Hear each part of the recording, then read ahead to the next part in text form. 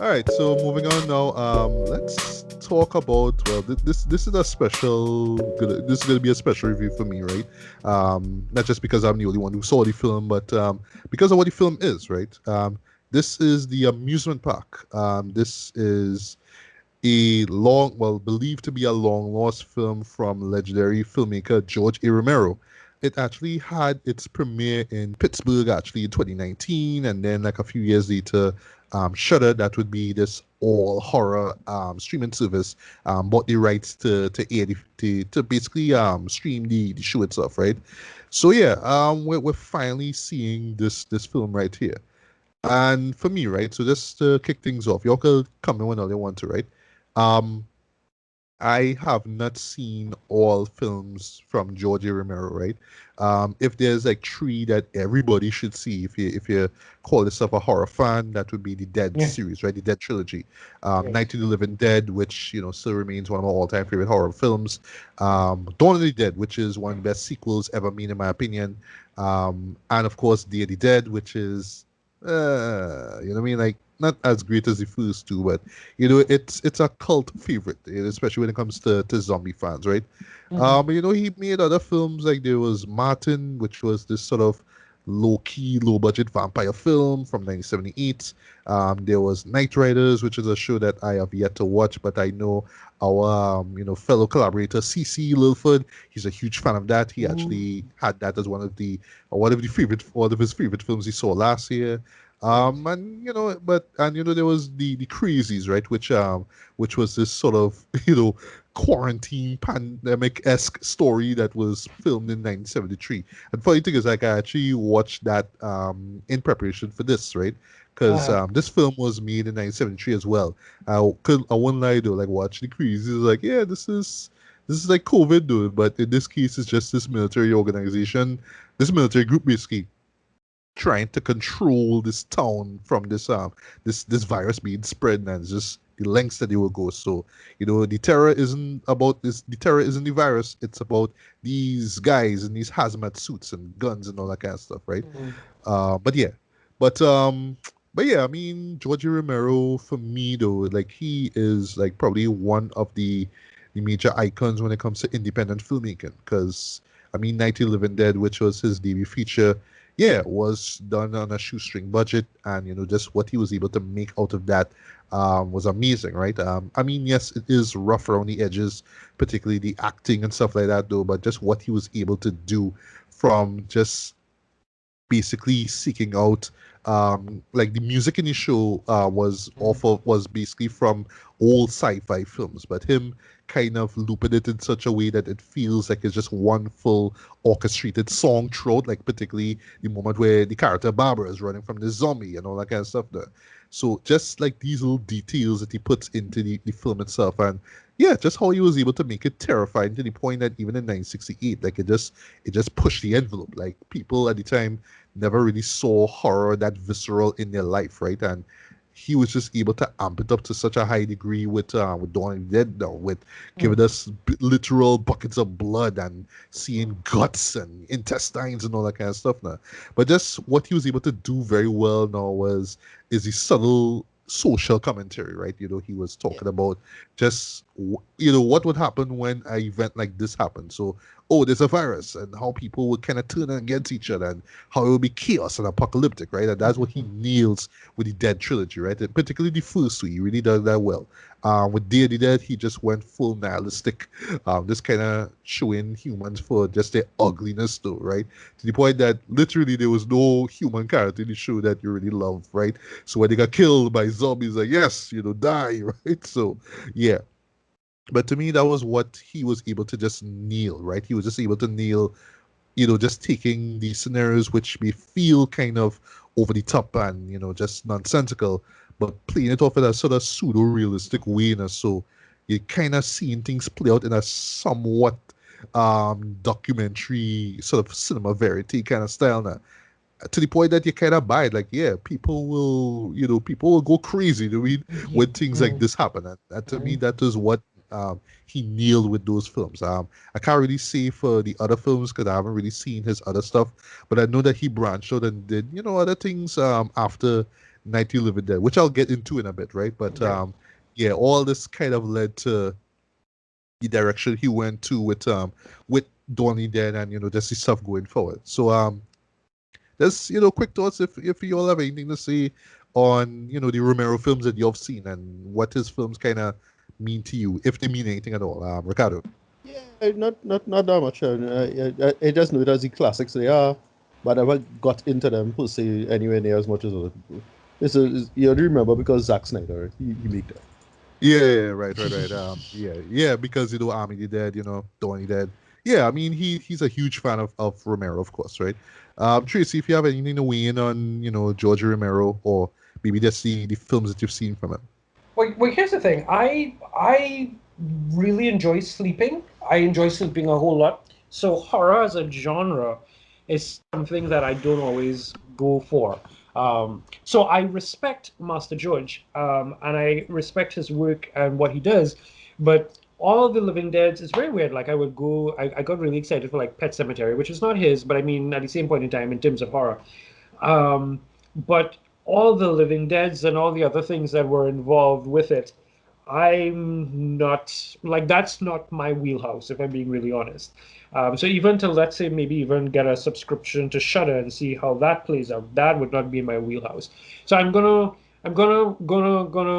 acquiesce to you to tell me about it, and then I will see if I how I feel about going and maybe queuing up the amusement park and maybe taking a little bit of that. Right. So why I keep bringing up, his films and all that kind of stuff, right? Mhm. Is that well, just to quote a review, is that he literally had to die before he was taken seriously. Because yeah, I mean, just like many indie filmmakers, believe it or Mhm. not, he was struggling. He was struggling in the early part of his career, man. Because you would just see all these films and think, oh, what I mean, he had it made. And I mean, he was making films and they were screened and they made money, so to speak. But Mhm. um, it didn't really play out like that in the early part of his career, right? So so what happened with Night You Living Dead? What happened basically is that it ended up being in public domain because there was some copyright issue because like the film itself, the title was changed to changed from Night of the Flesh Eaters to Night of the Living Dead, right? Right. And I don't know, well, maybe you all know this, but yeah, this is actually true. Yeah, this was on public domain for years. Like I remember going on archive.org and literally watching this movie in like 4 or 5 parts, right? And it's only like years later that it would come out on Blu-ray. Like I actually own the Criterion Blu-ray for it, right? But yeah, Okay. so yeah, it was like that. So, but the point is, it took like years for people to really click with that film and for it to become a classic, right? So between that period now, yeah, I mean, my boy he had to do to survive. So, he he worked on this sports documentary series called The Winners. And in this case here, well, I believe this is right after he did The Cruises, right? Because this came out the same 1973, right? Yeah, so this is actually an educational film. Um, the Lutheran Service Society of Western Pennsylvania actually reached out to him, wanted him to make this film. I believe he was given 27,000 to work on this. So yeah, basically what we get here is an educational film. Because like I said, the man had to do what he had to do to survive, right? So Right, right. yeah, it just kind of debunks what we assume American filmmakers went through, especially in the 70s now. And in a nutshell, what is about it touches on ageism, right? Just or just the idea of or the fear, I should say, of becoming old, but not really that. Well, not alongside that, I should say. It also touches on just the on elder abuse, right? The abuse that elderly people go through, right? I didn't know this going in. I just was kind of watching the show as is, right? And even the way how it starts, right? So it stars Lincoln Marcel, who also appeared in Martin, right? And he's doing this intro, so he's talking to the audience, he's giving this disclaimer. So he's talking about elderly people, and just the stuff that they go through, and at the end of the day we're gonna get old, right? So the following film is touching on this, and we also hired non-professionals, so like all the elderly people that you see there are not actors, right?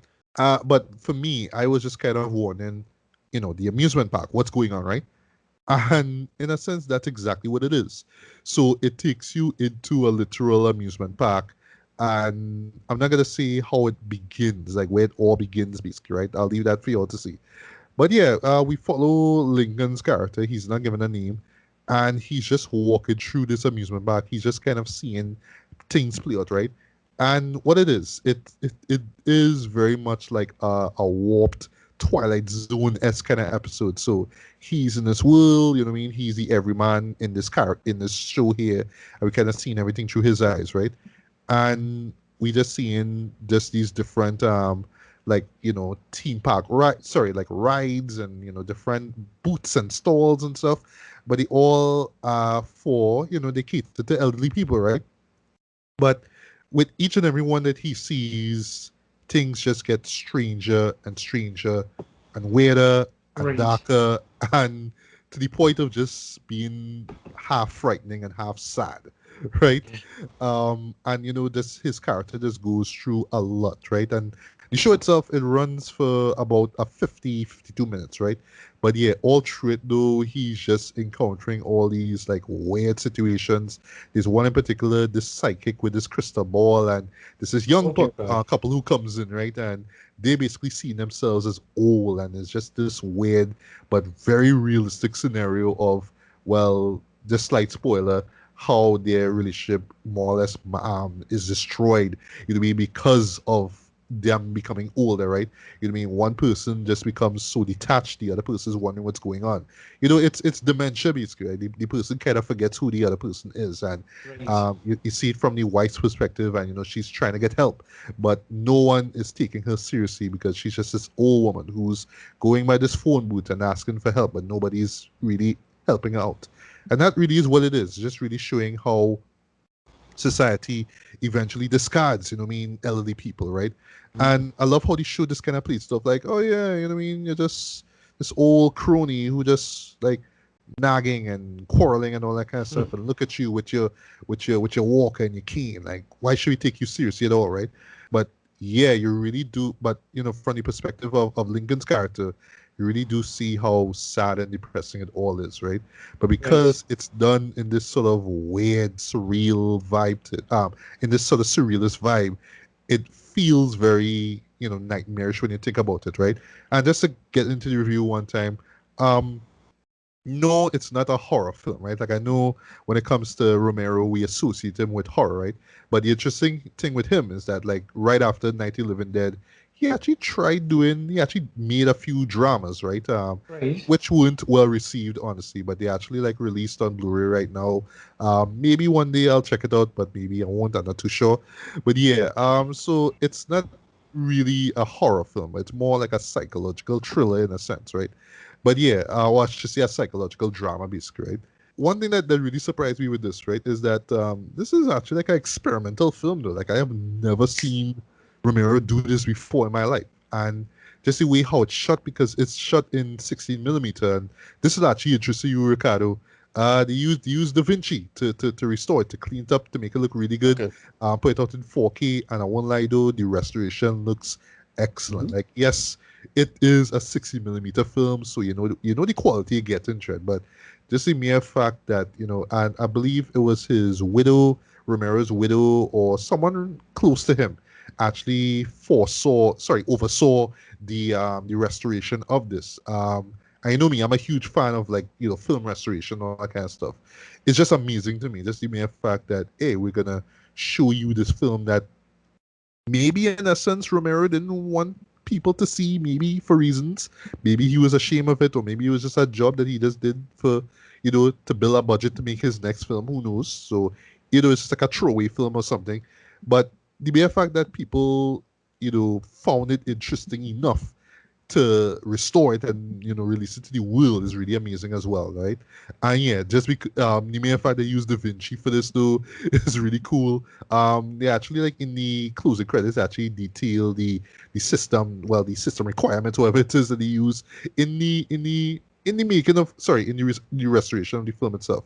And I do want people to kind of look at it in particular and kind of really think, hey, this is where films can go. So they're not just gonna die or go to public domain or go on YouTube. You know what I mean? Somebody could actually come in and say, hey, let me clean the show up, pay me some money, I clean the show up. You know what I mean? And hey, I put it out, right? And the world sees it, right? I think that's really dope. Bim, bim. I know. Like, dude, I'm Eh, glad you bring eh. that up, Jim, because, dude, I thought I was the only one who was like, hey, that show needs to be restored, but nah, Trey, like, come on, right? I don't know if it could be me or you, Ricardo, but somebody had to do it, right? But get back to the show here. But yeah, like I say, this is a very experimental show. Uh, not so much in the way how it's particularly the way how the narrative runs, right? Because you're just seeing all these weird scenarios and there's like no real narrative per se. It's just this character just kind of seeing all these different things, right? But it is a very loose narrative. It's kind of showing you, like, at first he's very naive to things. It's like, hey, you know what I mean? Like, I want to go out, I want to see how the world looks like and stuff, and you know what I mean? It's gonna be cool. It's a amusement park, right? So it's gonna be all fun, right? And then you're just seeing all these things, and it just goes from weird to humiliating to dark to, like I say at the very end, just sad, right? Like, you really do feel sorry for him, right? And at first you might think like it's very dated, the way how they just kind of showing these scenarios out though, but it really touches on something very, very, very deep. And to me, that is what makes the show shine, man. Because yeah, at the end of the day, we're all gonna get old, right? Like our parents are still alive, and yeah, we're seeing them get older right in front of our eyes, right? But at times you just kind of think, oh, when they get old, they get annoying, and because they fear so much about the world outside, and it's very, very true today with this pandemic, right? Oh yeah, I mean, oh gosh, man, like you know what I mean, like we tend to kind of not take them seriously, right? We tend to do that, right? It's kind of part of us, right? But we ourselves, because we're not that age, we don't know about that. We don't know what's really going on with them internally, right? Not saying it's anything overly dramatic or serious, right? But we aren't that age, so we don't know what they're going through. When they say they fear what's going on, or they don't know how to do this or whatever it is, like we could laugh it off, but we don't know. We don't really know what's going on, right? And the show itself really touches on that. It's very subtle, right? So it's one of those shows, like, honestly, for me, I was thinking about like hours afterwards, like really diving in deep to it. So because as weird as the show is, it really touches on a serious point. Like, yeah, we get older, and the older we get, yeah, the scarier the world is, right? And one thing I have to give credit with Romero, and I think that's the reason why they put this out though.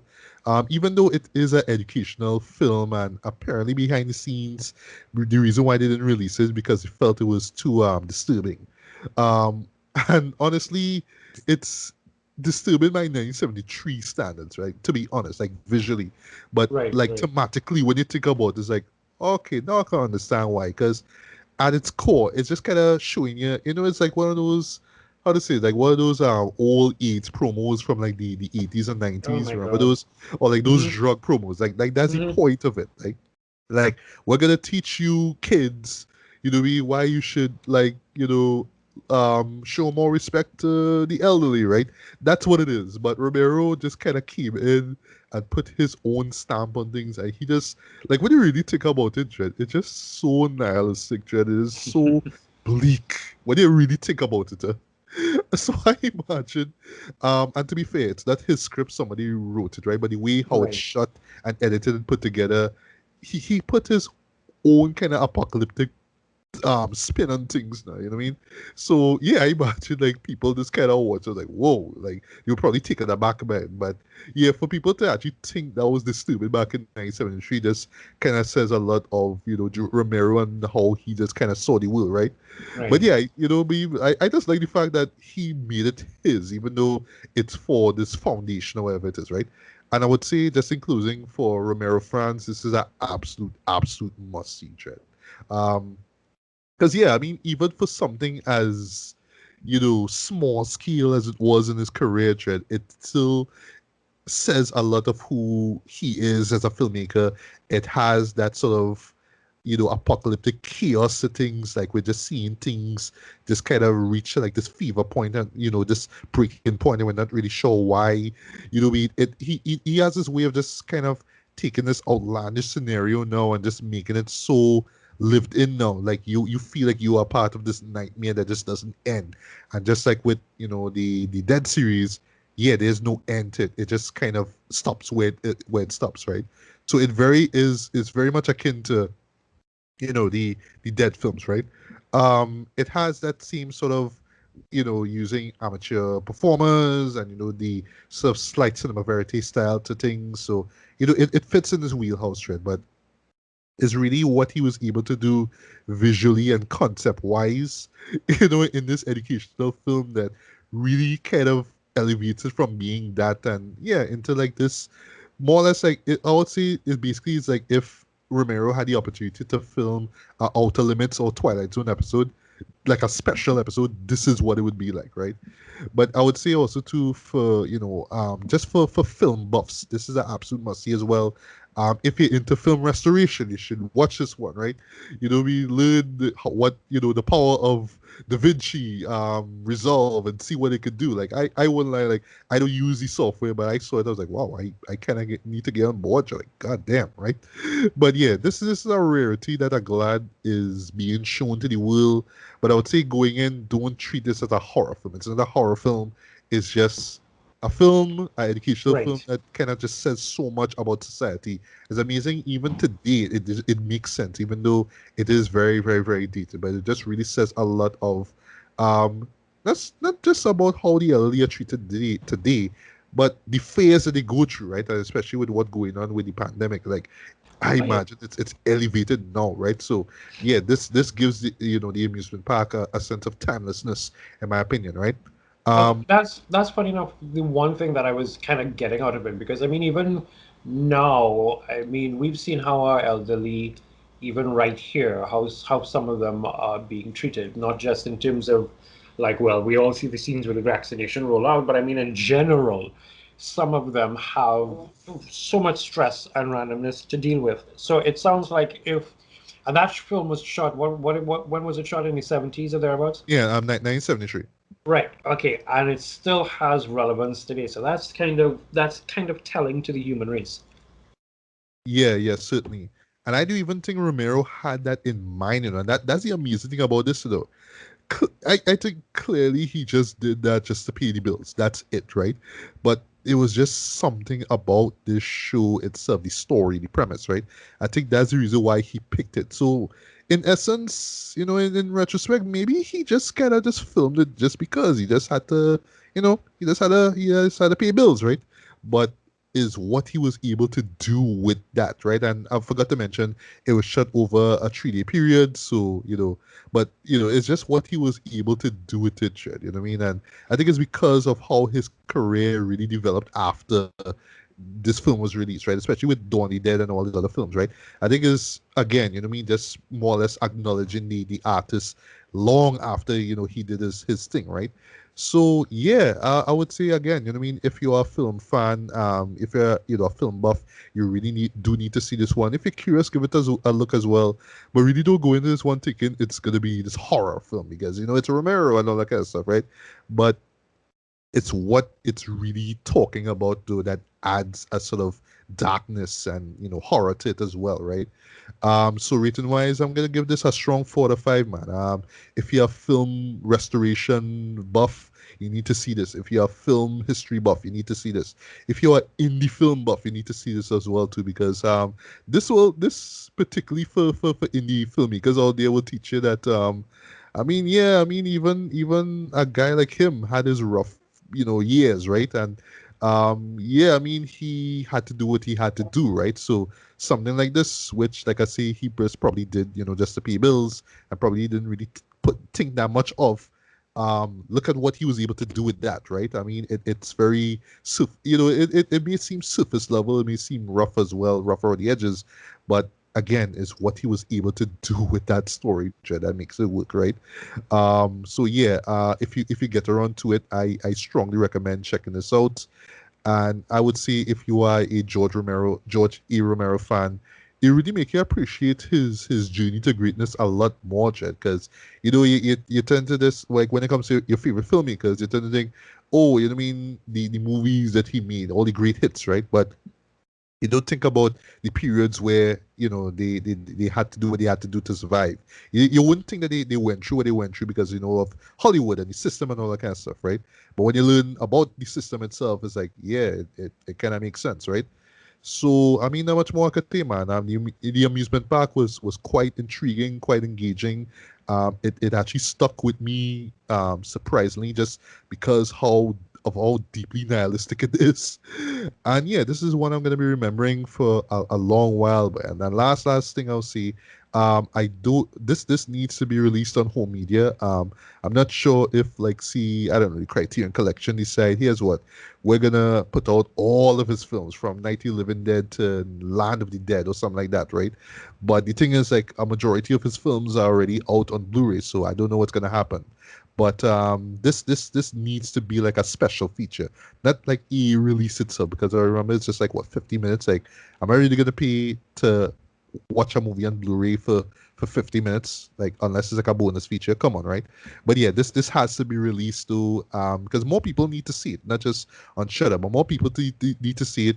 More indie filmmakers need to see it as well, and just kind of understand, continue to hone your craft. I mean, just put your stamp on things. I mean, I don't know, whether it's a commercial, whatever, put your own stank, as you would say, on on your work. And I mean, over time, people will kind of see your style and your influences, all that kind of stuff, and will appreciate it even more because you had your own signature style, or your viewpoint on life, or whatever it is that you were able to put on someone else's creation, or someone else's idea, you know what I mean, or concept. And that is amazing to me, right? So yeah, I mean, not much more I could see. I strongly recommend checking out the Amusement Park, man. It will impact in some way, shape, or form, man.